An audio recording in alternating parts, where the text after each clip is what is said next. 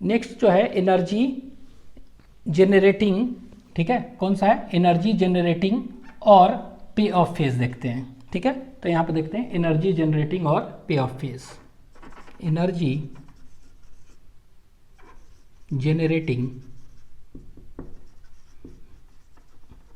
और पे of phase, ठीक है।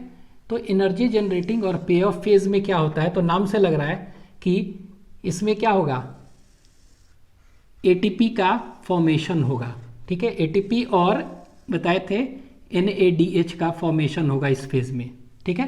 तो यहाँ पे लिख दे रहे हैं कि एनर्जी जेनरेटिंग, नाम से लग रहा है जनरेट करेगा, तो इसमें क्या होगा, पे कर रहा है जो भी खर्च हुआ था कंज्यूम। एनर्जी इन्वेस्टमेंट फेज में कितना खर्च हुआ था, एनर्जी इन्वेस्टमेंट फेज में देखे थे कि 2 molecules of ATP were consumed.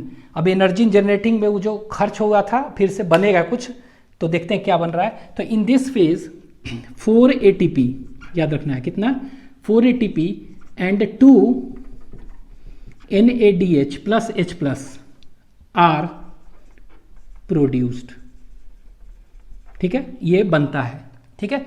और दूसरा क्या है, जो 2 मॉलिक्यूल्स ऑफ बताए थे ना, 2 मॉलिक्यूल्स ऑफ क्या 3PGL बना था, वो क्या में कन्वर्ट हो जाएगा अब, means 3PGL is converted into pyruvic acid. तो इस प्रोसेस में इन दिस फेज कह सकते हैं, इन दिस फेज 3 फॉस्फोग्लिसरॉल्डिहाइड 3PGL, ठीक है, 3PGL मतलब क्या होगा 3, चाहे ग्लिसरॉल्डिहाइड 3 फॉस्फेट लिख दे रहे हैं सीधे, 3 फॉस्फोग्लिसरॉल्डिहाइड भी कह सकते हैं, ग्लिसरॉल्डिहाइड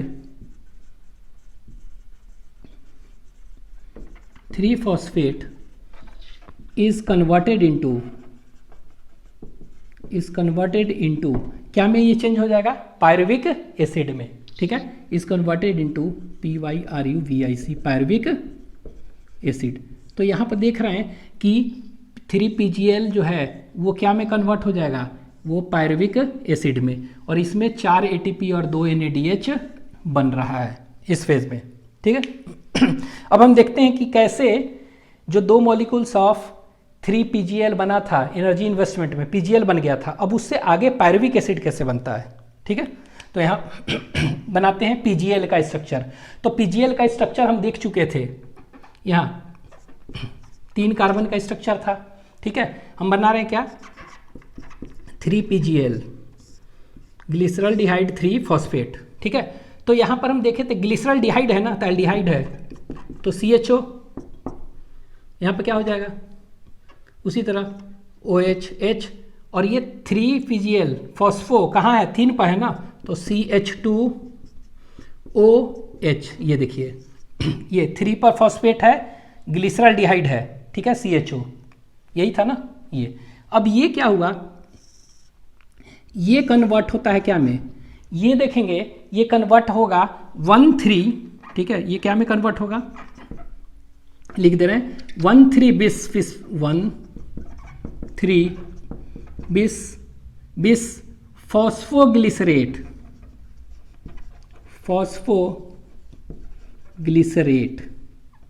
ठीक है, इसको PGA भी कह सकते हैं, ठीक है। तो शॉर्ट में क्या कहेंगे, 1,3 बिस PGA शॉर्ट में, और PGA L था ना AL, तो यहाँ पर क्या कहेंगे 1,3 बिस PGA, ठीक है। तो ये याद रखिएगा, PGAL वहाँ था, यहाँ पर क्या हुआ PGA, ठीक है। ये कैसे बनेगा, तो ये स्ट्रक्चर जो देखेंगे यहाँ पर देखिए क्या बना, कैसे बना, तो 3 कार्बन का ये भी होगा, 1 2 3, ठीक है, यही था, यही स्ट्रक्चर बना रहे हैं। तो यहाँ देखिए फॉस्फोग्लिसरेट है, ग्लिसरेट मतलब फॉस्फोग्लिसरिक एसिड, तो ग्लिसरिक एसिड होगा तो यहाँ पे क्या होगा COOH होगा, फॉस्फोग्लिसरिक एसिड है ना, यहाँ पर क्या ग्लिसरॉल्डिहाइड था, तो एल्डिहाइड था, ग्लिसरिक एसिड ग्लिसरेट हो गया, ठीक है। कहाँ पर फॉस्फेट है, 1 और 3 दोनों पर, ठीक है। और ये तो स्ट्रक्चर हम जानते ही है, OH H H H OH था। तो देखिए यहाँ पर 1 पर फॉस्फेट, 1 पर तो 1 और 3 दोनों पर फॉस्फेट है ना फॉस्फोग्लिसरिक एसिड का, तो ये 1 पर फॉस्फेट हो गया और 3 पर भी हो गया, तो 1 2 3, तो ये हो गया 1,3 बिस फॉस्फोग्लिसरेट, ठीक है। अब ये जो देख रहे हैं फॉस्फेट एक ही था, यहाँ पर एक और फॉस्फेट आया है, ठीक है। तो ये फॉस्फेट कहाँ से आया है? तो एटीपी टूटा, एडीपी प्लस इनऑर्गेनिक फॉस्फेट, वो एटीपी से नहीं आता है ये फॉस्फेट एटीपी से नहीं आ रहा है। तो ये कैसे आ रहा है? तो एक इनऑर्गेनिक फॉस्फेट इसमें लग रहा है, ठीक है। कहाँ से आ रहा है? H3PO4 से, ठीक है। कहाँ से आ रहा है? फॉस्फोरिक एसिड होता है, उससे क्या हुआ? फॉस्फेट आया और इसमें ऐड हो गया। कहाँ पर? 3 पर तो था ही, 1 पर ऐड हो गया, ठीक है। और इसी स्टेप में हम देखेंगे क्या कि NAD प्लस है, वो क्या हो गया? NADH बनेगा। क्या बनेगा? NADH plus H plus. There is a formation of 1 NADH, molecule of NADH, ठीक है। तो ये भी बनता है इस प्रोसेस में, ठीक है। तो ये एंजाइम्स का नाम क्या कहेंगे?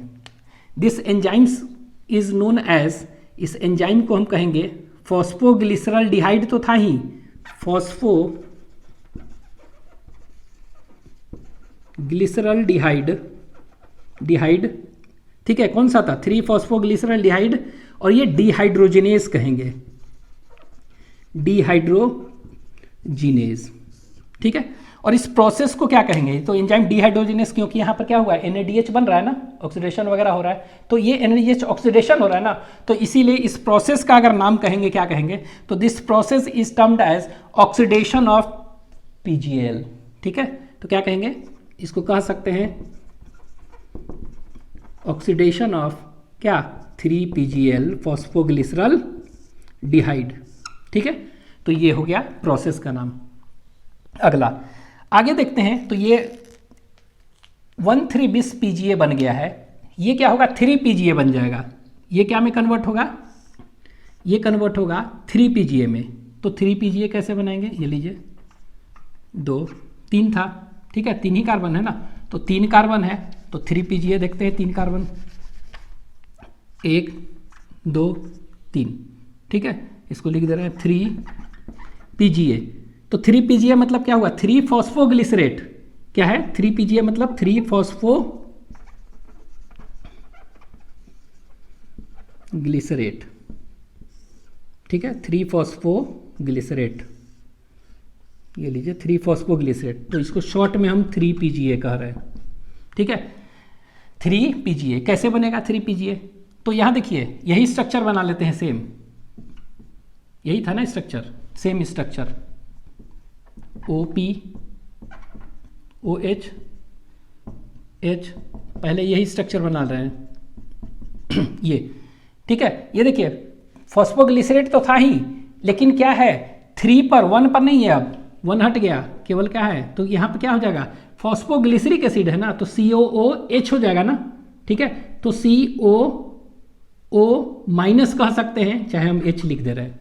ये हो गया स्ट्रक्चर, ये वाला फॉस्फेट हट गया, तो हट गया तो क्या हो गया? मतलब कि कह सकते हैं कि ADP यहाँ पर जो था वो इस फॉस्फेट को लेगा और क्या बना देगा? ATP बना देगा। मतलब यहाँ पर ATP का फॉर्मेशन हो रहा है, ठीक है। तो ATP का फॉर्मेशन हो रहा है, तो एंजाइम का नाम क्या होगा? फॉस्फोग्लिसरेट है ना, यहाँ देखे थे फॉस्फोग्लिसरल्डिहाइड था, डिहाइड्रोजिनेस, ठीक है। फॉस्फोग्लिसरल्डिहाइड डिहाइड्रोजिनेस, यहाँ पर क्या कहेंगे? फॉस्फोग्लिसरेट। तो एंजाइम का नाम क्या कहलाएगा? यहाँ पर फॉस्फोग्लिसरेट, ठीक है। और काइनेज, जहाँ भी ATP का बन रहा है, कंज्यूम हो रहा है, बन रहा है, काइनेज नाम रखेंगे। तो फॉस्फोग्लिसरेट काइनेज हो गया, ठीक है। ये हो गया। तो इस स्टेप को एक पर्टिकुलर नाम नहीं है, तो सिंपली कह सकते हैं फॉर्मेशन ऑफ ATP फ्रॉम क्या? स्टेप को अगर लिखेंगे क्या है, तो इसको कहेंगे formation of ATP from 1,3-bis PGA। Step का नाम यही है, ठीक है। तो क्या कहेंगे? फॉर्मेशन ऑफ, लिख देते हैं कोई, formation of ATP from 1,3-bis PGA, ठीक है। तो ये formation of ATP from 1,3-bis PGA कहेंगे। और ये कौन कर रहा है? एंजाइम। तो इस एंजाइम का नाम है फॉस्फोग्लिसरेट काइनेज, ठीक है। तो ये याद रखेंगे, ये सब एंजाइम्स के नाम, हालांकि बता चुके हैं पहले हम, लेकिन फिर भी ये याद रखना है आपको, ये एंजाइम्स, ठीक है। अब क्या हुआ, 3 PGA हो गया। अब 3 PGA जो है ना ये चेंज हो जाता है 2 PGA में। क्या में चेंज होगा, 2 PGA में। तो देखिए 2 PGA में कैसे होगा, तो यहाँ पे देखिए 1 2 3 ये था 2 PGA। ये देखिए ये स्ट्रक्चर था, हम पूरा बना लिए। ये सेम स्ट्रक्चर हम बना लिए, COOP यही था ना। ये क्या करना है हमको, 2 PGA करना है, मतलब 2-फॉस्फोग्लिसरेट। क्या करना है इसको, 2-फॉस्फोग्लिसरेट। तो नाम से लग रहा है फॉस्फोग्लिसरिक एसिड तो है ही, COH। अब ये करना कहां पर है, 3 पर था ना, फॉस्फेट 3 पर था। अब ये 3 पर ना करके कहां कर देना है हमको, ये 2 पर कर देना है फॉस्फेट। तो ये देखिए ये वाला फॉस्फेट COOH हो जाएगा, और ये 2 है ना, तो यहाँ क्या हो जाएगा फॉस्फेट, यहाँ आ गया। ठीक है, तो यहाँ पर जो है कहेंगे म्यूटेज एंजाइम। कौन सा कहेंगे, म्यूटेज। तो कौन सा म्यूटेज, तो फॉस्फोग्लिसरेट था ना, तो एंजाइम का नाम हो गया phosphoglycerate, phosphoglycerate mutase enzyme. This enzyme is known as phosphoglycerate mutase. ठीक है, तो ये प्रोसेस का क्या नाम है, प्रोसेस का कोई पर्टिकुलर नाम नहीं है। हो क्या रहा है, transfer of phosphate from carbon 3 to क्या, कार्बन सेकेंड, यही तो हो रहा है। ठीक है, तो ये प्रोसेस क्या हुआ, सिंपली लिख दे रहे हैं ट्रांसफर का process, transfer of phosphate from कहां, from 3rd carbon to 2nd carbon, बस यही तो हो रहा है।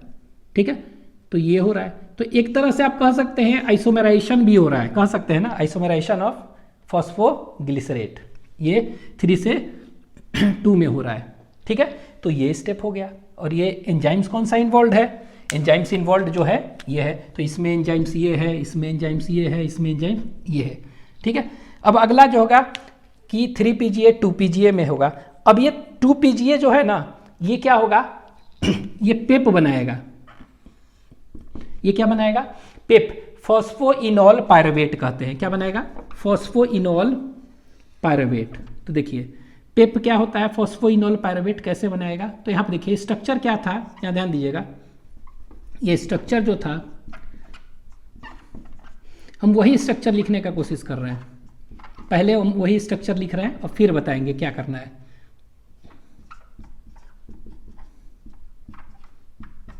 ये देखिए ये, तो ये क्या लिख रहे हैं हम, फॉस्फोइनॉल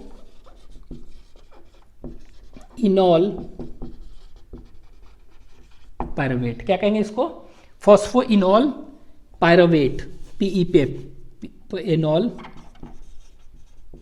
पायरुवेट, इसको पेप कहते हैं। ठीक है, फॉस्फोइनॉल पायरुवेट। ठीक है, तो पेप, तो इसमें क्या होगा, इस स्टेप में हम देखेंगे क्या होगा कि इसमें यह देखिए वाटर हटेगा, ये जो था ना इसमें से वाटर हटा। ठीक है, तो वाटर हटा, ये दीजिए वाटर हटा। ठीक है, तो वाटर हटा तो क्या कहेंगे, डिहाइड्रेशन हुआ ना, loss of water is known as dehydration. तो इस प्रोसेस को क्या कहेंगे, डिहाइड्रेशन ऑफ किसका, फॉस्फोग्लिसरेट, वो भी कौन सा, 2-फॉस्फोग्लिसरेट। ठीक है, डिहाइड्रेशन ऑफ 2-फॉस्फोग्लिसरेट। ठीक है, तो ये हो गया dehydration of two phosphoglycerate, loss of water. अब ये इसमें से वाटर कहाँ से हटा, ध्यान दीजिएगा। ये देखिए यहाँ पर H है, ये वाला H हटा और ये वाला OH हट गया। ये देखिए ये H हट गया, ये OH हट गया, वाटर निकल गया, ये H हटा और ये OH हो गया। अभी देखिए ये कार्बन का टेट्रावैलेंट होता है तो 4 होगा, तो यहाँ पे क्या कर देंगे हम, ऐसे कर देंगे, डबल बॉन्ड हो गया। अब देखिए कार्बन का 2 हो गया, 3 4, ये तो ये जो स्ट्रक्चर हुआ ना, H इधर से हट गया, OH हट गया, ये और ये बन गया क्या, ये बन गया फॉस्फोइनॉल पायरुवेट बन गया, इसी को कहते हैं तो loss of water, dehydration step. ठीक है, तो name the dehydration step in glycolysis, ये। ठीक है, तो ये याद रखना है, डिहाइड्रेशन स्टेप हो गया। ठीक है, और ये एंजाइम जो होगा इसको क्या कहेंगे? ठीक है, तो एंजाइम जो होगा उसको कहेंगे, नाम से लग रहा है ना, फॉस्फोइनोल पायरुवेट, तो इनोलेज। क्या करेगा एंजाइम इसमें जो होगा उसको क्या कहेंगे? Enzyme is termed as enolase, ENOLASE, enolase enzyme. ठीक है, क्या है? इनोलेज। और इस इनोलेज एंजाइम के लिए भी क्या चाहिए हमें? इस इनोलेज एंजाइम के लिए भी मैग्नीशियम चाहिए, ये भी याद रखें, मैग्नीशियम। ठीक है, Mg2+ जो होता है ना, एज अ को फैक्टर आपको याद रखना है। ठीक है, तो ये देख रहे हैं कि 3PGL is converted into 1,3-bis PGA, 3PGA, फिर क्या हुआ 2PGA म्यूटेज से, और फिर क्या हुआ ये 2PGA इनोलेज से पेप बन गया। अब ये पेप क्या होगा, ये आगे है ना, ये पेप जो होगा ये जो है ना पायरुविक एसिड में चेंज कर देगा। क्या में चेंज कर देगा? It will convert it into pyruvic acid, तो ये पायरुविक एसिड बना देगा। तो यहां पे लिख दे रहे हैं क्या बना देगा ये? पायरुविक एसिड, और इसी को कहेंगे क्या? पायरुवेट। ठीक है, तो ये क्या बना दिया? पायरुविक एसिड और पायरुवेट बन गया। ठीक है, कैसे बनेगा स्ट्रक्चर देख लेते हैं। तो स्ट्रक्चर अगर देखेंगे हम तो ये स्ट्रक्चर कैसा होगा, यहाँ देखिए 1 2 3। ठीक है, तो ये देखिए नीचे क्या था, इस तरह था ना, ये एक्चुअली में हो जाएगा इस तरह का CH3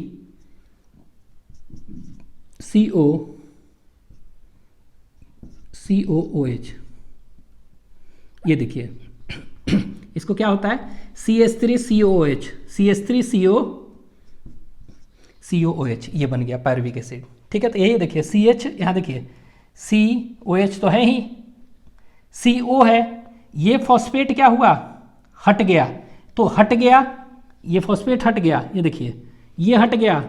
ठीक है, ये तो ये हट गया यहाँ पर, और ये देखिए CH3 इस तरह हो गया, ये बॉन्ड हट गया तो एक आ गया। ठीक है, तो ये कैसे हुआ? यानी फॉस्फेट हटा है, तो हटा है इसका मतलब क्या हुआ?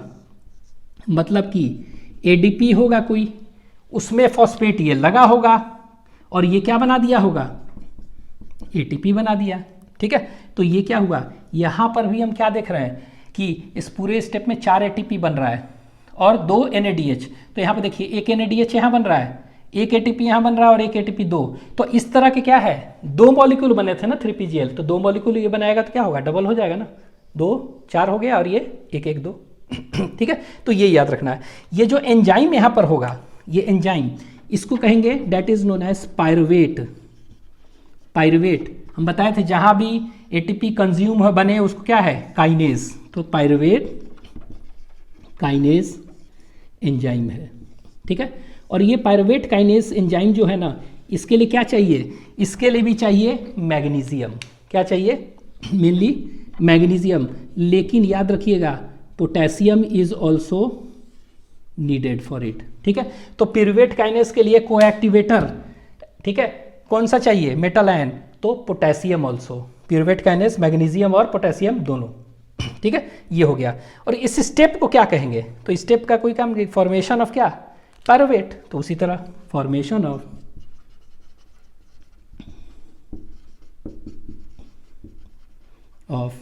पायरुवेट। ठीक है, ये बन गया पायरुविक एसिड। तो यही स्टेप्स था ग्लाइकोलाइसिस में। ठीक है, एक बार बता दें, पहला स्टेप था ग्लूकोज से ग्लूकोज 6 फॉस्फेट। ठीक है, सेकेंड ग्लूकोज 6 फॉस्फेट से fructose 6 phosphate. Third fructose 6 phosphate से फ्रक्टोज 1,6-bis फॉस्फेट। फिर क्लीवेज हुआ था। ठीक है, क्लीवेज के बाद 5वां आइसोमेराइजेशन हुआ। तो 5 स्टेप इसमें था, 5 स्टेप। ठीक है, इसके बाद क्या होगा? अगला स्टेप सबका होगा ये, तो ये क्या होगा? 6th step, 7th step, 8th step, 9th step, और ये क्या है? 10 स्टेप। ठीक है, तो ग्लाइकोलाइसिस इन्वॉल्व्स कितने स्टेप्स बताए थे? It involves 10 steps. तो यही 10 स्टेप्स है। ठीक है, और एंजाइम से सारे बता चुके हैं, एक बार देख लीजिए। ठीक है, इसको लिख लीजिए।